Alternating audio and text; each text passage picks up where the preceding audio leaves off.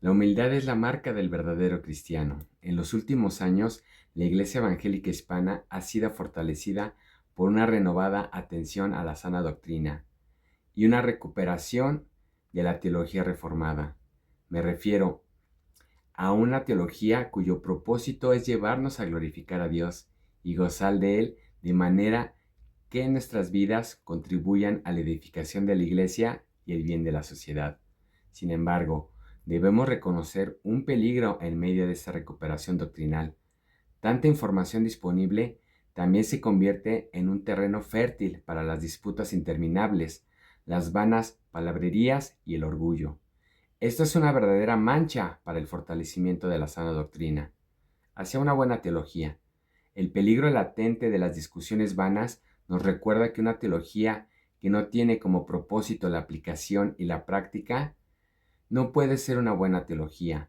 Al mismo tiempo, una teología práctica debe contar con una base teórica que exprese los fundamentos doctrinales de la fe cristiana.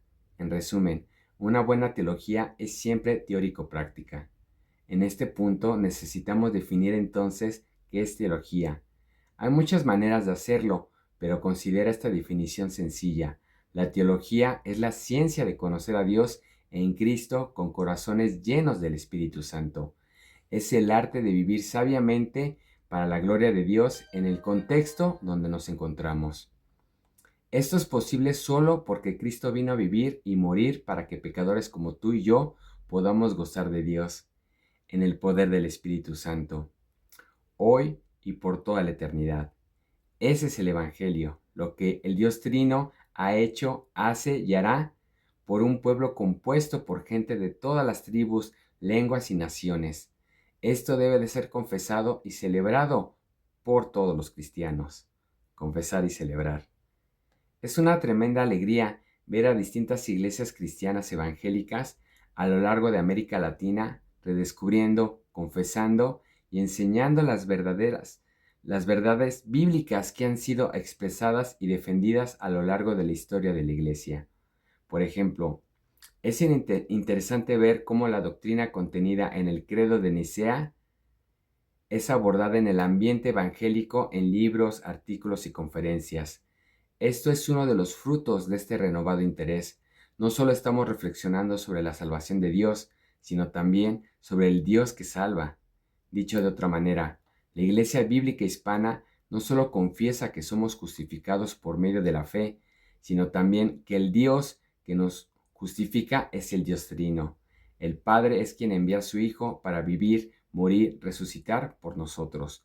El Padre y el Hijo son quienes envían al Espíritu Santo para unirnos a Cristo y aplicar en nosotros todas las bendiciones de la redención. Si bien podemos dar muchas respuestas a estas preguntas, quisiera proponer una que considero importante ante el peligro de caer en disputas interminables, viviendo en humildad.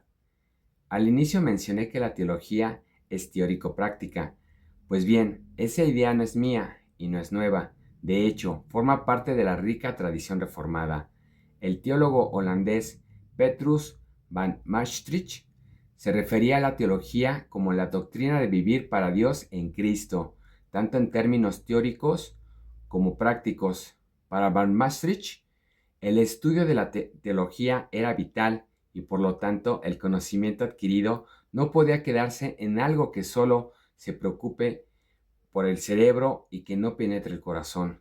En otras palabras, los estudiantes de teología debemos tener un estudio experimental de la teología en la cual no solo entendemos, sino que también experimentamos la fuerza y eficacia de cada encabezado teológico. De esta manera, seremos un ejemplo en fe y en práctica para otros. Al exponer la doctrina de la humillación del mediador, Van Maastricht señalaba que esta doctrina debería animarnos a la humildad en toda nuestra manera de vivir. Esto incluye, por ejemplo, la humildad respecto a la voz, a los discursos. Estos deben de ser sin tanta elocuencia, Judas 8, ni charlatanería, también a la humildad en los gestos y en nuestro comportamiento diario. Al cultivar la humildad, seremos hechos más y más semejantes a Cristo, lo que nos llevará a alcanzar la tranquilidad del alma. La humildad es, al mismo tiempo, la marca y la necesidad de los verdaderos estudiantes de teología y de todo creyente que busca conocer más de la sana doctrina. ¿Por qué? Porque el verdadero teólogo, en donde nosotros podemos ver que se encuentra unido al Hijo de Dios, quien tomó una naturaleza humana para humillarse hasta el punto de morir, la peor de todas las muertes, para dar salvación a un pueblo compuesto por todas las tribus, lenguas y naciones. Filipenses 2, del 5 al 11. Medita en esta verdad. El cristiano está unido al que se humilló hasta lo sumo. Por lo tanto, la humildad debe de ser una realidad en la vida de aquellos que confesamos que nuestro Salvador es completamente Dios y completamente hombre. Esto significa que aquellos que queremos honrar la fe que confesamos, debemos revestirnos de humildad al aprender, meditar, enseñar y servir en nuestras iglesias locales. Humildad para toda la vida. Por eso concluyo que una clara señal de que estamos recuperando correctamente la sana doctrina es de que ésta se refleja en vidas humildes.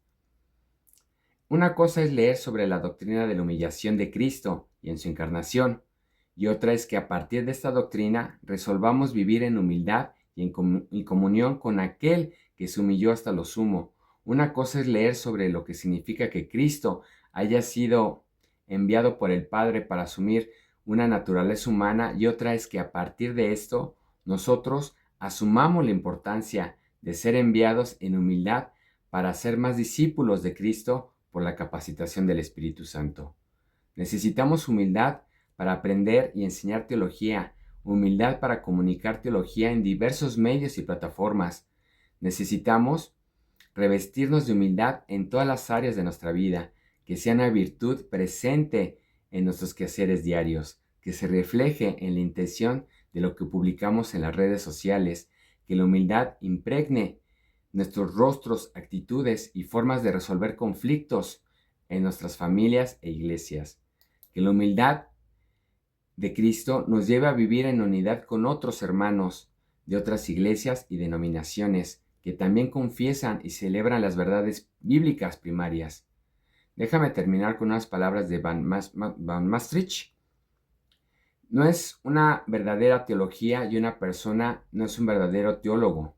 Por lo tanto, no es un cristiano genuino quien en su hablar o actuar hace de la teología y de la religión cristiana el arte de conocer y disputar, mientras que al mismo tiempo ignora y descuida el conocimiento práctico de vivir. Y es que uno tiene meramente las palabras de los santos, pero no tiene sus vidas. Te invito a reflexionar en qué áreas de tu vida piensas que debes menguar para crecer en humildad. De qué manera la contemplación de la gloria de Cristo nos lleva a vivir en humildad delante de Dios y de otros. El llamado de Pablo sigue siendo vital para cada cristiano. No hagan nada por egoísmo o por vanagloria, sino que con actitud humilde cada uno de ustedes considera al otro como más importante que a sí mismo. Filipenses 2:3. Por lo tanto, oramos pidiendo a Dios que la humildad verdadera sea una marca de nuestras vidas y la recuperación doctrinal en nuestros países. Gracias, que Dios los bendiga. Hasta la próxima.